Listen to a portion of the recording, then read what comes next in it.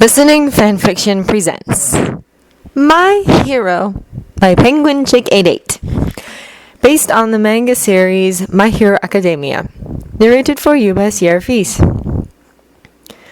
When the students of Class 1A filed into their classroom that morning, there was absolutely no indication that it would be anything other than a perfectly normal day. Little did Rebecca Ochako know that today was the day she died.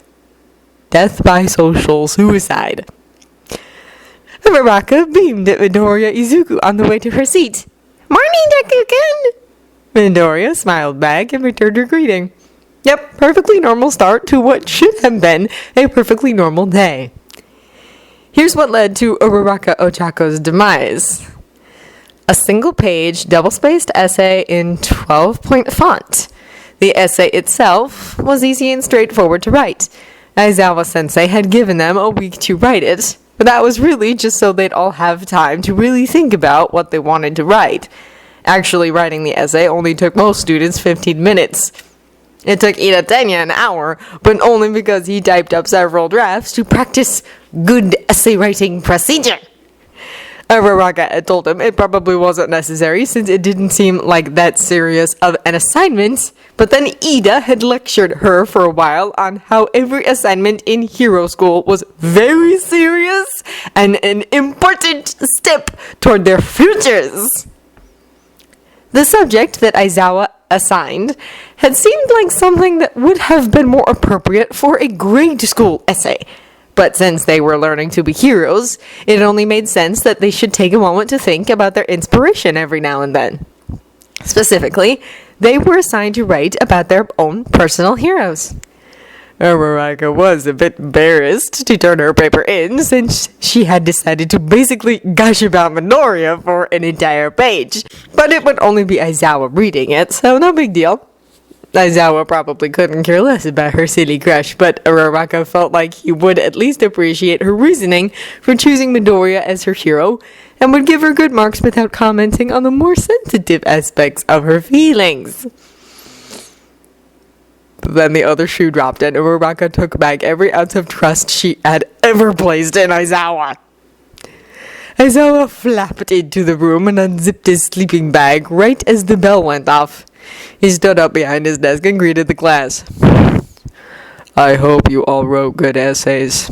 If they're boring, I honestly might pass out." He droned as he pulled a small box out of his sleeping bag. "I'll draw names for this to determine presentation order." There was an immediate outbreak of noise as several students tried to talk over each other. "What's this about, Sensei?" "We have to read them in front of everyone." "What now?" Ultimately, the class settled as class president Ida took the lead. "Sensei, I believe that we were not aware that this assignment had a presentation component. Consequently, none of us practiced, and so we are not prepared to speak about our topics." Curiously enough, Ida's face went a little red while speaking. "As pro heroes, you will often have to make press statements without any time to prepare. Besides, it may be helpful to hear what your classmates admire in a hero," Aizawa countered with a bored tone. "And really, you'll just be reading word for word what you wrote." "Right," Ida responded weakly, sitting back down. "Word for word." Honestly, though, at this point, Araraka was barely processing anything that anyone was saying. Her heart had stopped, and her mind felt like it now existed 2 feet to the left of where she thought she had left her body. Read essay out loud to class. The class which Deku-kun was a part of. Read the essay about Deku-kun to Deku-kun. Araraka absently pinched herself. Nope. Not a nightmare. She was really going to have to basically reveal her crush to the entire class, including Midoriya. There was no other way to look at it. The title of her essay was literally My Hero, Midoriya Izuku. Maybe she could eat her essay? Just suddenly tear it into pieces at her desk and eat them one at a time? However, even as she schemed and the first student got called up front, her body refused to move. In a desperate attempt to avoid the intense psychological pain of knowing what was to come, her mind simply shut down and went completely blank, allowing her to focus on what the other students were saying. Many of her classmates' speeches were fairly predictable. Kirishima gave a passionate speech on the manly hero Crimson Riot, and how he inspired Kirishima to the point of choosing the name Red Riot for himself. Some speeches were unexpected and fairly moving. Bakugo gave a surprisingly sensitive and well-written speech on All Might. The highlights included Bakugo reflecting on how he blamed himself for All Might's forced retirement, and how All Might had said there was nothing to forgive. Apparently, Bakugo had recently realized that All Might can only be victorious through his selflessness. Because All Might wants to save others with all his heart, he is able to fight unburdened by his own limitations. He wins not because it is required for his image as a hero, but because it is required in order to save people. There is no room in All Might's heart for blame or self-grandiosity, only pure focus on what matters, the innocent lives he protects. Honestly, the speech was so good that it might have brought Uraraka to tears if Bakugo hadn't delivered the entire speech in the world's most ferocious growl. Every once in a while, Uraraka had a brief moment of panic as she remembered that she had written about a classmate in what was essentially a grade school essay on personal heroes. But then her mind beat all that back down into her subconscious and she was able to focus on her classmates. Her classmates who wrote totally normal essays on actual pro heroes they admired, not boys of the same age. Midoriya's speech was actually really cute. Everyone probably expected it to be about All Might, but Midoriya took a different approach. Every single time we had an assignment like this in grade school, I would write about All Might. Truthfully, I could have written 10 essays on All Might in the past week and not run out of things to say. However, when I really thought about this assignment, I realized that I wanted to use it to honor someone who I haven't given enough credit until recently. My mother. Midoriya never talked about himself, so it was really interesting to hear about his family situation. His father worked overseas, so his mother had essentially raised and supported Midoriya as a single mother. Uraraka did tear up a little during this speech, but Midoriya had tears streaming down his face by the end of it. Just as Uraraka began to feel guilty about writing an essay that would probably sound super shallow after Midoriya's speech, Aoyama took the stage and things got really interesting. He cleared his throat as dramatically as possible. My hero, he paused and looked around, seemingly perfect, is Midoriya Izuku. Uraraka's heart leapt to her throat as she wondered if she had somehow switched essays with Aoyama. The only thing worse than her having to read out her feelings about Midoriya to her entire class was having Aoyama read them for her in an obnoxious theater voice. But somehow, against all odds, Aoyama had written his essay on Midoriya too.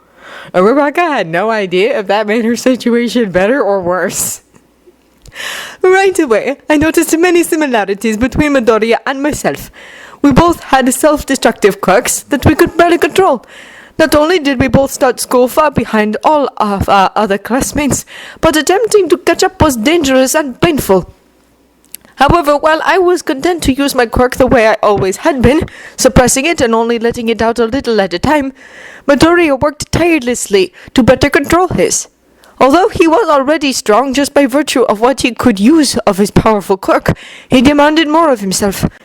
While I was too scared to use my quirk for more than a few seconds at a time, Midoriya fearlessly let his quirk break his bones in order to pursue his dream.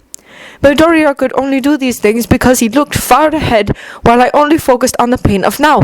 I only recently worked up the courage to befriend Midoriya, but I have always wanted to tell him how much he has inspired me to work harder. In a way, I am very thankful for this assignment, and perhaps I can give a copy of this essay to Midoriya, so that he can finally know how much he means to me. Aoyama winked as he finished reading that last sentence. Well, one good thing about the forced readings was that Aoyama was able to save paper and to speak his feelings out loud, rather than printing them off again to give to Midoriya. Always a bright side. As Aoyama took his seat, Uraraka glanced over to Midoriya.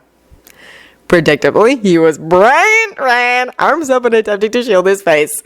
In front of him, Bakugo looked like he was either shaking in muffled laughter or thinly suppressed rage. Probably both at the same time. Aizawa reached into his box of torture, and the gods selected the next sacrifice. Todoroki, looks like you're next. Uraraka looked down to the offending essay on her desk. Maybe it wasn't as bad as she thought. Maybe Aoyama had gushed about Midoriya way more obviously than anything she had written. She obviously couldn't remember what all she put in. As she tried to skim over her essay, she noticed that Todoroki hadn't begun speaking yet. She looked up to the front of the classroom, but Todoroki wasn't even up there yet. Glancing toward Todoroki's seat, she felt her eyes widen at his appearance. Todoroki's skin was so pale that he looked like a corpse. There was a far-off dead look in his eyes that worsened the effect. Now we're doing fine time-wise, but any time today you'd like to get up here, Todoroki? Aizawa drawled. Todoroki opened his mouth and closed it a couple of times. Aizawa-sensei, he said robotically, I seem to have forgotten to do the assignment due today. Aizawa looked unimpressed. Todoroki, your essay is right there on your desk in front of you. Todoroki looked down, seemingly baffled. My dog ate my homework. Aizawa put his head in his hands and sighed. Again, your essay is literally sitting on your desk in front of you. Todoroki made a sound as though he had just understood a very difficult math problem. Pass, he said confidently. Aizawa still had his head in his hands. You can't just pass, Todoroki. Quit wasting my time. Todoroki still hadn't moved from his chair. Aizawa-sensei, I would like to request a failing grade for this assignment. Just get up here before I expel you. For a second, Todoroki looked like he was actually considering letting Aizawa expel him. Fortunately, Todoroki finally decided to get up, walking to the front with a death grip around his essay. Looking as though he would rather be kidnapped by the League of Villains, Todoroki began to read. My hero.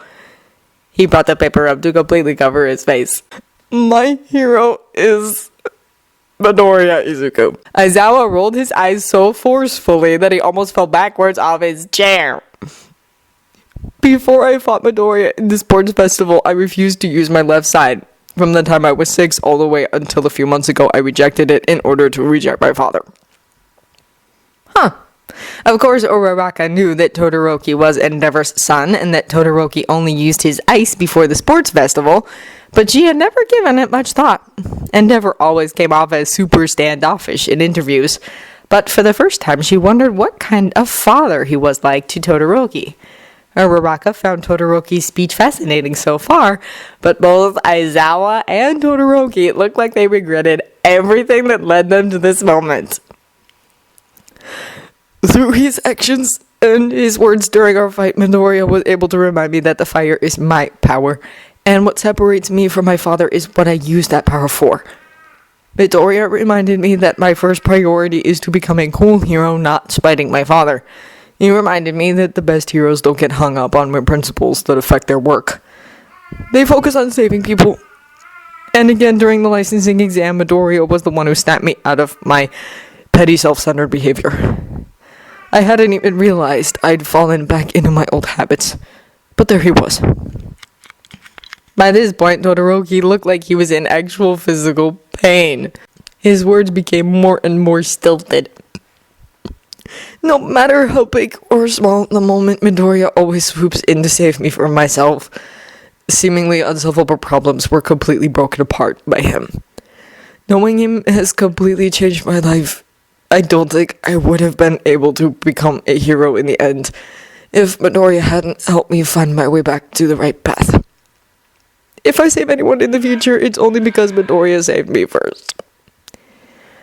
Looking up to the heavens, Todoroki paused as though begging for death. Merciful release from the mortal realm did not come.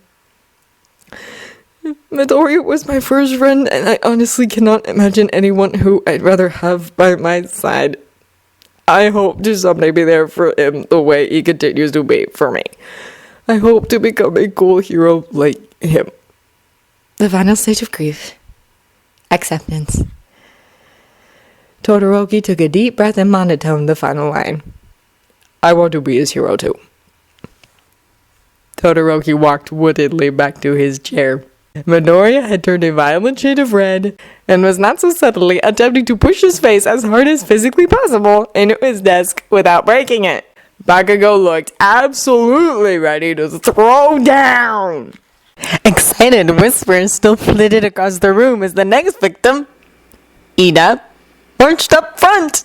If nothing else, this day had brought them an incredible vulnerable Todoroki moment to look back on and fondly reminisce about. Hey, remember that time the class heartthrob essentially confessed to playing Midoriya in front of the class and everyone had to hold in their squeals?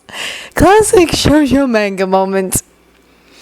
The class's chatter only died down when they noticed that Ida was almost as red as Midoriya. Despite his flustered appearance, Ida started in a strong and confident voice. I also wrote about Midoriya. Aizawa groaned.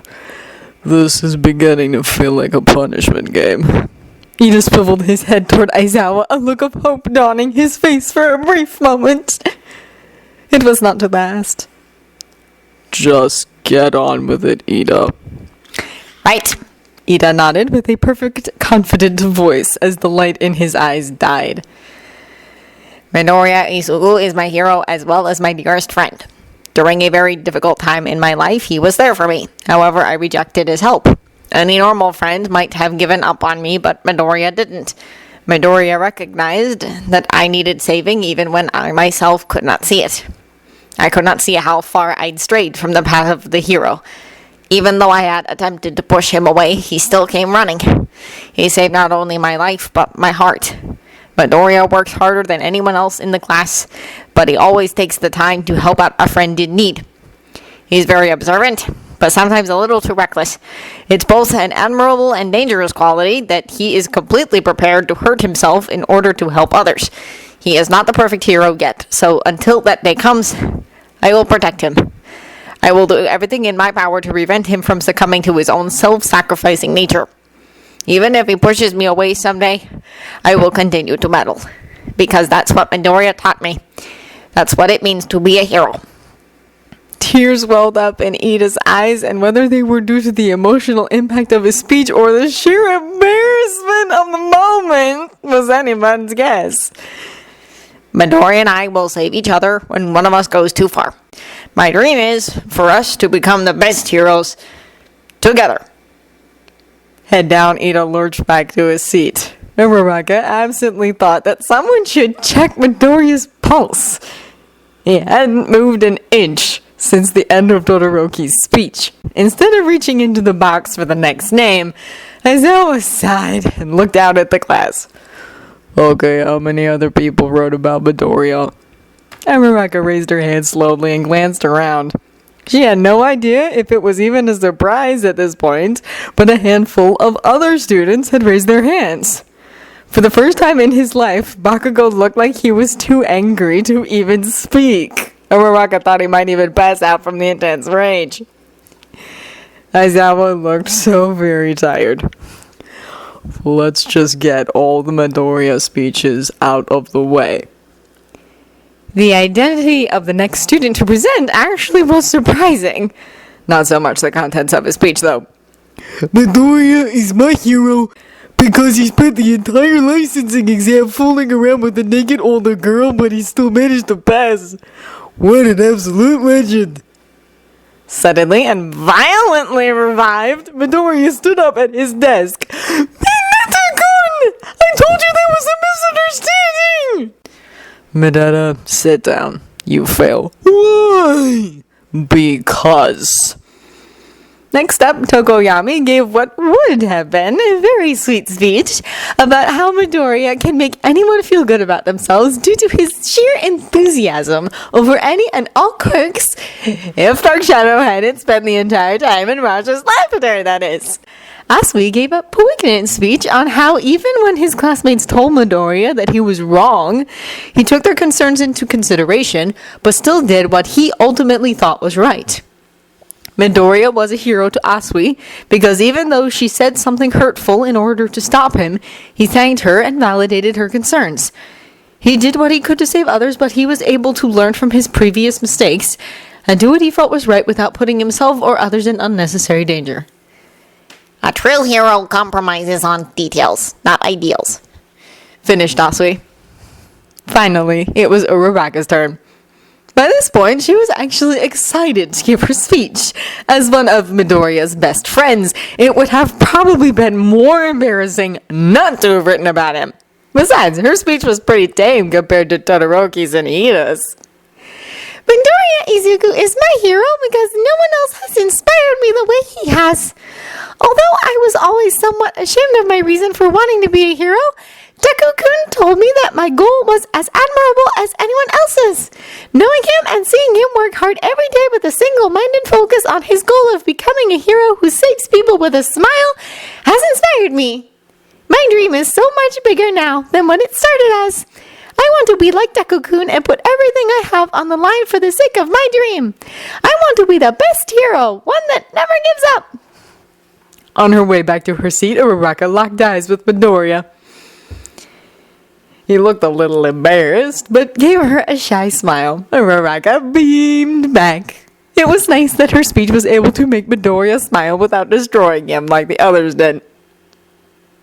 Wait. Uraraka's eyes frantically darted around the class as she sized up her classmates. Didn't Midoriya seem way more moved by some of the other speeches? Sure, there was a slight flush on his face after her speech, but he was red from head to toe after some of the speeches. Perhaps she had been focused on the wrong thing this entire time. Instead of worrying about not embarrassing herself in front of Midoriya, she should have really been worried about her place in an apparently class-wide competition for Midoriya's heart. How could she compete with someone like Todoroki? Even Ida had dealt a surprisingly intense blow to Midoriya's heart. His dream was to be a hero with Midoriya, not just at the same time as him. Although she was sitting in a pose of defeat, head in her hands and staring blankly at her now essayless desk, Uraraka felt a flame of determination burning deep in her heart. No matter what the topic of her next essay was, she would find a way to gush about Midoriya. She would out-gush every single one of her classmates. Next time, it would be her essay that killed Midoriya with feelings. Go big or go home. End of My Hero by Penguin Chick 88. If you enjoyed this recording of the content, feel free to leave a comment below or a review of the original story from the link in the description. Thank you for listening.